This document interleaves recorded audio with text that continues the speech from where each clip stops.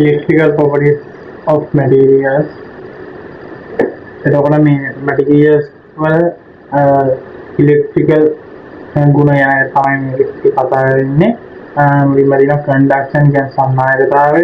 මේ conduction එක ගැන විස්තරයක් තියෙනවා මෙතන. ආයෙ විස්තර කරලා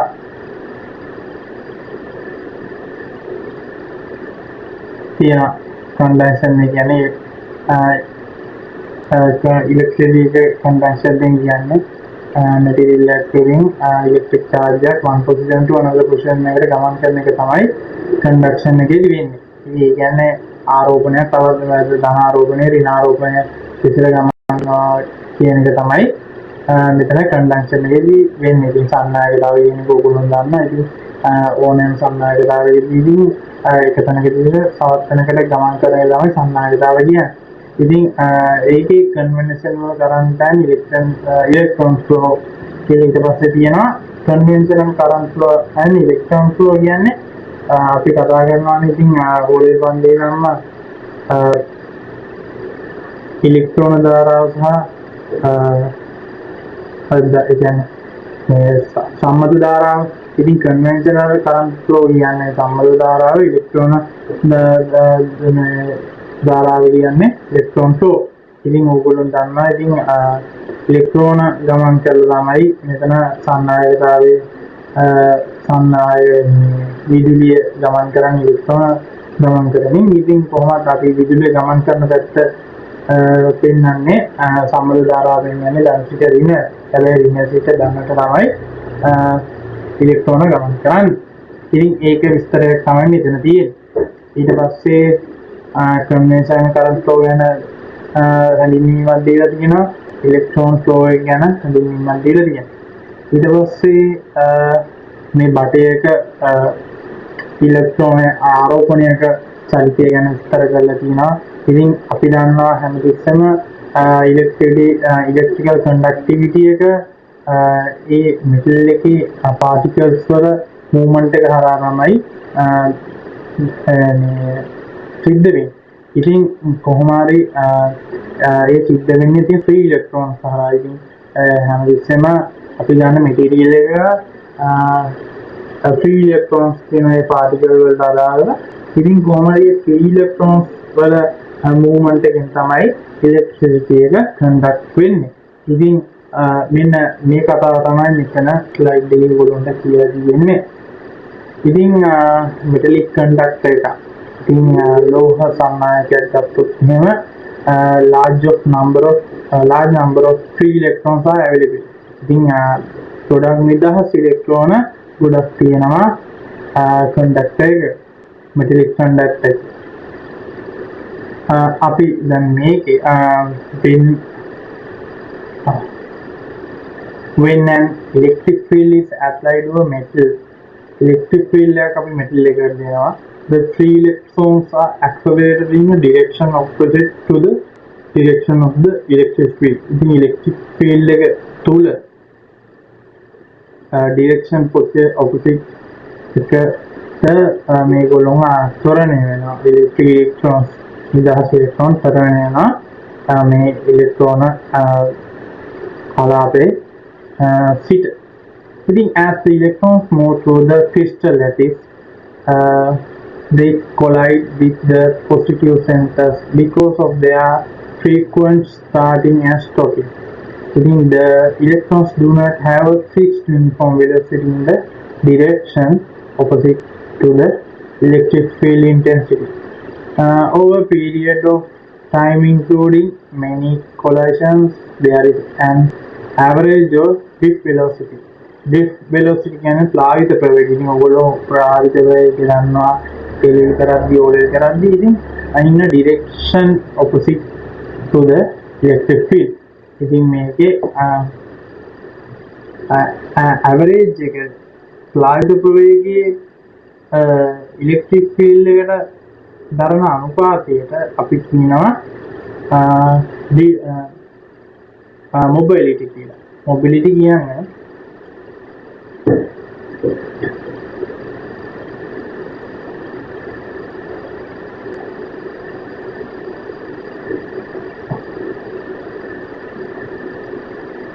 මොබිලිටි කියන්නේ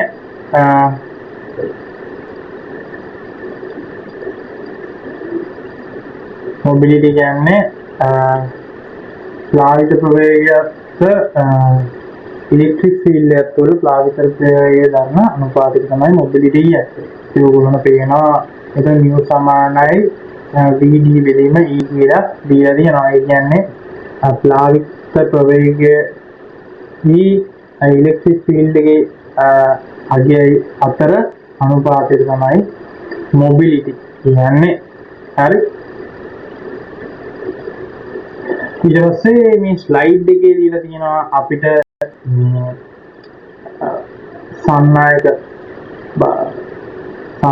සලකලා ඒකේ හරස්කඩ වර්ගඵලයක් අරගෙන ඒකේ අපි ගන්න සුළුසුළුම මේක. ඉතින් ඒකෙන් අපිට I සමානයි Q බෙදී QNA වැඩි කිරීම VD කියන සමීකරණය ගන්න පුළුවන් විදිහට හදලා තියෙනවා. Q කියන්නේ ආරෝපණය, ඉලෙක්ට්‍රෝන එක ආරෝපණය 1.6 වැඩි කිරීම 10 වෙන 19 කූලෝ. ඊට පස්සේ A කියන්නේ මේ හරස්කඩ වර්ගඵලය, N කියන්නේ number of electrons ගන්න, VD කියන්නේ ප්ලාවිත ප්‍රවේගය. ඉතින් ඕනෑම සන්නායකයක ධාරාව හොයන්න නම් අපි ඒකේ ඉලෙක්ට්‍රෝන වල ආරෝපණය දන්නවා නම්, ඉලෙක්ට්‍රෝන ගාන දන්නවා නම්, ඒකේ වර්ගඵලයේ ප්ලාවිත ප්‍රවේගය දන්නවා අපිට ඒ සන්නායකයේ ධාරාව හොයා ගන්න පුළුවන්. ඉතින් මේ ස්ලයිඩ් එකේදී අපිට බලා ගන්න පුළුවන් ඉලෙක්ට්‍රෝන ෆීල්ඩ් එකක් තියෙනවා. ඉතින් ඒ අතරතුර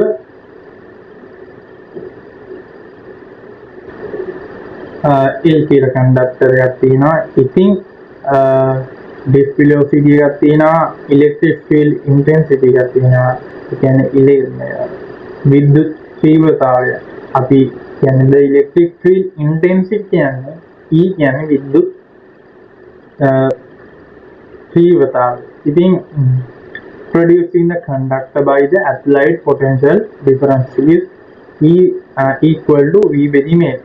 ඉතින් V යි L යි වෝල්ටේජය ඒ අර දිගේ අතර අනුපාතයෙන් තමයි electric field intensity එක හොයාගන්න පුළුවන්. ඉතින් මේකත් වැදගත් කාරණාවක්. Thus, the grip velocity of the electron can be expressed as VD සමාන mu T සමානයි mu වැඩි කිරීම V බෙදීම. ඉතින් මේකත් අපි දැනගන්න ඕන සූත්‍රය. හරි. ඊට පස්සේ මේ ස්ලයිඩ් එකේ ඔයගොල්ලන්ට බලා ගන්න පුළුවන් the current in the conductor is I equal Q NA VD I equal to කියලා අපි මේකේදී ආදේශ කරනවා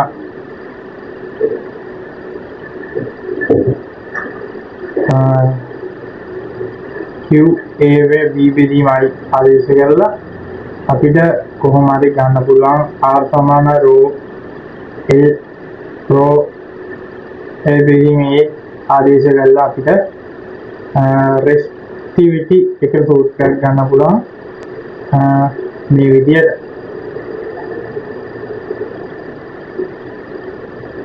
හරි. R සමාන rho වැඩි කිරීම LA rho L බෙදීම අපි ඒක ආදේශ කරනවා. ඊට පස්සේ අපිට මේ conductivity කියන එක ගන්න පුළුවන් මේ සමීකරණේ. ඊට පස්සේ මේ සමීකරණයත් අපිට ඒ විදිහම සූත්‍රය උත්තර කරලා ගන්න පුළුවන් මේ සමීකරණය. ඉතින් මේ වගේ වැදගත් සමීකරණ ටික ඔයගොල්ලෝ දැනගන්න බලලා මෙටල්ස් වල මේක වැදගත් ඉතාම වැදගත් සමීකරණයක් මේක. Rho සමානයි M වැඩි කිරීම Q වැඩි කිරීම mu සමානයි conductivity එක. ඉතින් the good conductivity of metal is due to the high mobility of the outer shell or valence electrons throughout the lattice. හොඳ සන්නායකතාවයක් මෙටල් එකක තියෙනවා නම් එයාට high mobility එකක් තියෙන්න ඕනේ outer shell එක. හරි. ඊට පස්සේ any factor that disturbs the movement of electrons will adversely affect mobility of the electrons and hence the conductivity and resistivity. In a metal, N is high, therefore conductivity is high. ඒ කියන්නේ අපි අනුලෝම සමානුපාතය කියනවා. ඒ කියන්නේ conductivity එක වැඩි වෙන්නේ කොහොමද? increase වෙන්නේ කොහොමද? ඒ කියන්නේ n ප්‍රමාණය increase වෙනකොට conductivity එක increase වෙනවා. ඒ වගේම තමයි ඒකේ ආරෝහණයත් වැඩි වෙනකොට conductivity එක වැඩි වෙනවා. When the temperature of a metal is increased, n will not change. අපි මෙටල් එකක ටෙම්පරේචර් උෂ්ණත්වය වෙනස් කරා කියලා නැත්නම් වැඩි කරා කියලා n එක will not change. ඒකේ තියෙන ඉලෙක්ට්‍රෝන ගාන වෙනස් වෙන්නේ නැහැ. mobility will decrease. ඒ කියන්නේ mobility එක අඩු වෙනවා. ඒ වුණාට mobility එක අඩු වෙනවා. මේ උෂ්ණත්වය අපි increase කරාට පස්සේ mobility එක අඩු වෙලා disk velocity එක අඩු වෙනවා. හරි. Hence, the conductivity of a metal decreases with the increased temperature. එතකොට වෙන්නේ මොකද්ද? ඒ හා අනුලෝම සමානුව metal එකේ තියෙන conductivity එක decrease වෙනවා. ඒ කියන්නේ මේ කාරණාව ඕගොල්ලන්ට පැහැදිලි වෙනවා. උෂ්ණත්වය වැඩි කරනකොට n වල වෙනසක් වෙන්නේ නැහැ. ඒ වුණාට mobility එක decrease වෙනවා. ඒ කියන්නේ mobility එක අඩු වෙනවා. ඒ අනුලෝම disk velocity එකත් අඩු වෙනවා. ඒ අනුව අපිට තීරණය කරන්න පුළුවන් conductivity එකත් metal එකක අඩු වෙනවා. උෂ්ණත්වය වැඩි කරනකොට metal එකක conductivity එක අඩු වෙනවා. ඉතින් මේ කාරණා ටික වැඩි දැනගන්න ඕනේ. ඊට පස්සේ අර්ධ සන්නායක ගැන කතා කරන්න ගියොත් අපි හැමෝම දන්නවා අර්ධ සන්නායක කොටස් දෙකයි. pure semiconductors නැත්නම් අපි ඒවට කියන instrict semiconductors, impurity semiconductors නැත්නම් extrinsic semiconductors කියලා. ඉතින් pure semiconductors නැත්නම් instrict semiconductors ගැන කතා කරොත් in covalent සහසංයුජව covalent කියන්නේ සහසංයුජව සෑදිච්ච solids like silicon germanium වගේ solids ඒ සහසංයුජ බන්ධන හදන silicon germanium වගේ මූලද්‍රව්‍ය රත්තු කරනකොට ඒ bonds ඒ කියන්නේ ඒ සහසංයුජ බන්ධන රාක්ෂ කරන්න පුළුවන්. ඒ කියන්නේ බිඳෙන්න පුළුවන්. හරි. එතකොට the bond lengths vary in the order. ඉතින් ඔයගොල්ලන්ට බලා ගන්න පුළුවන් මේ සහසංයුජ බන්ධ වල දිග වැඩිම සහසංයුජ බන්ධනය හදන්නේ tin සහ tin අතර. ඊට පස්සේ germanium හදේ. ඊට පස්සේ silicon හදේ. ඊට පස්සේ bond එකේ strength එක අනුව බැලුවොත් එහෙම වැඩිම strength එක තියෙන මේ සහසංයුජ බන්ධන වල tin වල. ඊට පස්සේ germanium silicon වල වැඩිම silicon වල වැඩිම bond strength එක තියෙන්නේ germanium වල. ඊට පස්සේ tin වල. ඒ කියන්නේ බන්ධන දිග අඩුම එක්කෙනාගේ තමයි වැඩිම bond strength එක තියෙන්නේ. ඒ කියන්නේ බන්ධන ශක්තිය වැඩි වෙන්නේ බන්ධන දිග අඩු එක්කෙනාගේ. Thus, at a certain temperature, more bonds will break in tin than in germanium. More bonds will break in germanium than silicon. If the availability of free electrons due to bond rupture is considered, then the conservations will be greatest in tin, next germanium, and last in silicon. මේකේ කියලා තියෙන පොඩි විස්තරයක් ඒක ගත්තාම ඇති. හරි. ඊළඟට මේක තමයි වැදගත්ම ස්ලයිඩ් එක. ඉතින් මේ කොටසේ ඉතින්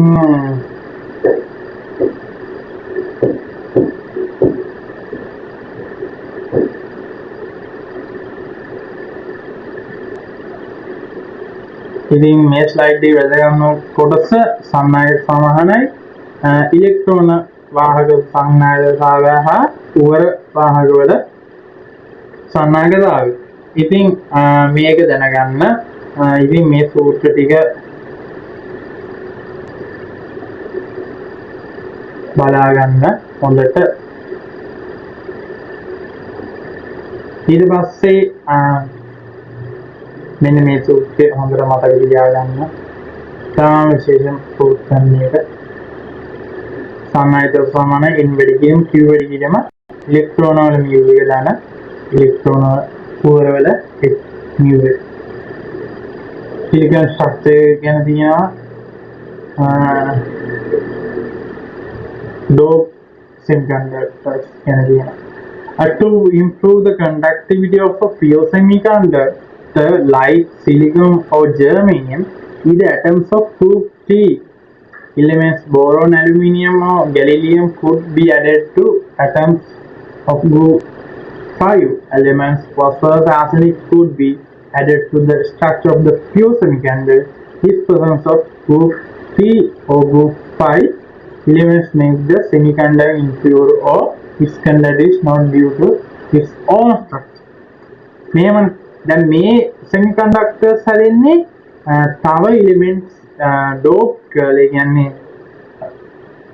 මාත්‍රණය කරලා තමයි මේ semiconductor එක හැදෙන්නේ. extreme semiconductors. ඊට පස්සේ silicon germanium වගේ semiconductor එකකට boron, aluminium, gallium වගේ තුන්වෙනි කාණ්ඩයේ මුළු ද්‍රව්‍යයක් dope කරලා කියන්නේ මාත්‍රණය කරලා හදා ගන්න පුළුවන් අපිට තුන්වන මාත්‍රයේ semiconductor එක. ඒ වගේම පස්වන කාණ්ඩයේ මූල ද්‍රව්‍ය මාත්‍රණය කරලා මේක හදා ගන්න පුළුවන්. ඒ විස්තර උපසහනක් තියෙනවා. මේකෙත් ගොඩාක් විතර තියෙන p type එක n type එක ගැන. ඉතින් මේකෙත් ඉලෙක්ට්‍රෝන ලබා ගන්න atoms වලට කියනවා අපි accept atoms කියලා. ඒ වගේම ඉලෙක්ට්‍රෝන ලබා දෙන atoms වල අපි කියනවා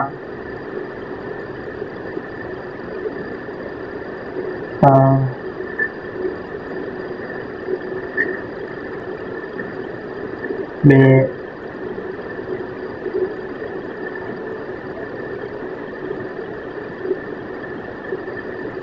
ඉතින් කොහොම හරි මේ විදියට කියනවා මේ එක semiconductors extreme semiconductors ගැන කතා කරලා තියෙනවා. ඉතින් අපි ලබා දෙන ඉලෙක්ට්‍රෝන atoms වලට කියනවා අපි donor atoms කියලා. හරි. ඉතින් කොහොම හරි ඒ ටික තමයි ඒ semiconductors වල කතා වෙන්නේ. ඊට පස්සේ compound semiconductors වලට ගියාම ඒ කියන්නේ semiconductors හැදෙන්නේ compound වෙලා. ඒ කියන්නේ සංයුක්ත semiconductors. ඉතින් මේකෙදි මේ silicon germanium tin වගේ bonding electrons සංයෝග වෙලා තමයි මේක semiconductors එක හැදෙන්නේ. මේකේ උදාහරණ විදියට ඒ පාඩම තියෙනවා.